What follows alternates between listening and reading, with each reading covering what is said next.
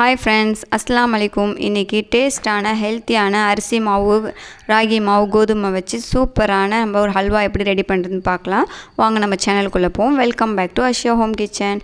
இப்போது ஒரு பாத்திரத்தில் நான் 1 கப்பு கோதுமை மாவு, 1 கப்பு ராகி மாவு, 1/2 கப்பு அரிசி மாவு எடுத்துருக்கேன். எந்த கப்பு எடுத்துக்கிங்களோ அதே அளவு எடுத்துங்க. 1 கப்புக்கு 2 கப்பு தண்ணி சேர்த்து நல்லா மிக்ஸ் பண்ணிப்போம். கெட்டி இல்லாமல் மிக்ஸ் பண்ணிக்கணும், ஏன்னா இது ஃபில்ட்ரு பண்ணுறதுனால இது எல்லாத்தையும் நல்லா மிக்ஸ் பண்ணிப்போம். இப்போ எல்லாத்தையும் மிக்ஸ் பண்ணிவிட்டு ஃபில்ட்ரு பண்ணிக்கலாம். நான் வந்து ஃபில்டரில் வச்சே பண்ணிக்கிறேன். நீங்கள் வந்து அப்படி இல்லைனா ஒரு ஒயிட் கிளாத்தில் கூட நீங்கள் ஃபில்ட்ரு பண்ணிக்கலாம். ஃபில்ட்ரு பண்ணிவிட்டு நம்ம ஸ்டவ் ஆன் பண்ணி இந்த மிக்ஸ்டரை அதில் எடுத்து வச்சுருவோம். மிக்ஸரை வச்சு நல்லா ஹை ஃப்ளேமில் வச்சு கை விடாமல் ஒரு 5 மினிட்ஸு நல்லா மிக்ஸ் பண்ணுங்கள். விஸ்கு வச்சு செய்யும் போது உங்களுக்கு ஈஸியாக இருக்கும். இப்போ இந்த 5 மினிட்ஸு நம்மளுக்கு கொஞ்சம் கஷ்டப்பட்டு நம்ம மிக்ஸ் பண்ணிட்டோன்னா அதுக்கப்புறம் அடி பிடிக்காது. இப்போ எல்லாம் மிக்ஸ் பண்ண பிறகு நான் 1 கப்பு வெல்லம் எடுத்து வச்சுருக்கேன். எந்த கப்பில் நம்ம மாவு எடுத்தோமோ அதே கப்பில் வெல்லம் எடுத்துருக்கோம். உங்களுக்கு ஸ்வீட் அதிகமாக வேணும்னா நீங்கள் கொஞ்சம் அதிகமாக எடுத்துக்கலாம். இதுக்கு கருப்பட்டி கூட ஆட் பண்ணலாம், இன்னும் டேஸ்ட்டாக இருக்கும். நான் வந்து வெல்லம் தான் ஆட் பண்ணியிருக்கேன். இது எல்லாத்தையும் நல்லா மிக்ஸ் பண்ணிப்போம். ஏன்னா இந்த வெல்லத்தில் கொஞ்சம் தூசி இருக்காது, அதனால் நான் அப்படியே மிக்ஸ் பண்ணிட்டேன். இப்போ எல்லாம் மிக்ஸ் பண்ண பிறகு இந்த பதத்துக்கு வந்த பிறகு நம்ம இப்போ நெய் ஆட் பண்ணிப்போம். 200 கிராம் நெய் நான் எடுத்து வச்சுருக்கேன்.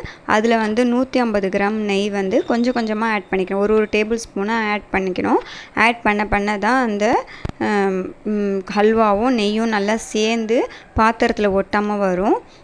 மீதி 50 கிராம் நெய் வந்து நான் வந்து முந்திரி வறுத்து சேர்க்குறதுக்காக எடுத்து வச்சுருக்கேன். அதனால் இப்போ இதை நல்லா ஆட் பண்ணுவோம். நல்லா மிக்ஸ் ஆக இங்கே பார்த்திங்களா பாத்திரத்தில் ஒட்டவே இல்லை. ஹல்வா ஸ்டேஜ்க்கு வந்துருச்சு இது. இப்போ நம்ம முந்திரி வறுத்து வச்சுருக்க முந்திரியும் அதில் ஆட் பண்ணிப்போம். ஆட் பண்ணிவிட்டு ஒரு 2 மினிட்ஸு நல்லா கிண்டி விடுங்க. இந்த முந்திரி, ஹல்வா, நெய் எல்லாமே அதில் சேர்ந்து நம்மளுக்கு சூப்பரான ஹெல்த்தியான ஒரு ஹல்வா ரெடி ஆகிடும். இது குழந்தைங்களுக்கும் கொடுக்கலாம். நல்ல டேஸ்ட்டாகவும் இருக்கும். இதில் கோதுமை ஸ்மெல்லு இது மாதிரி ஸ்மெல்லாம் எதுவுமே இருக்காது. நல்லா சாப்பிட்றதுக்கும் நல்லா டேஸ்ட்டாக இருக்கும். இப்போ எல்லாம் மிக்ஸ் ஆன பிறகு நம்ம ஒரு 2 மினிட்ஸ் இறக்கி ஆற வச்சுருவோம்.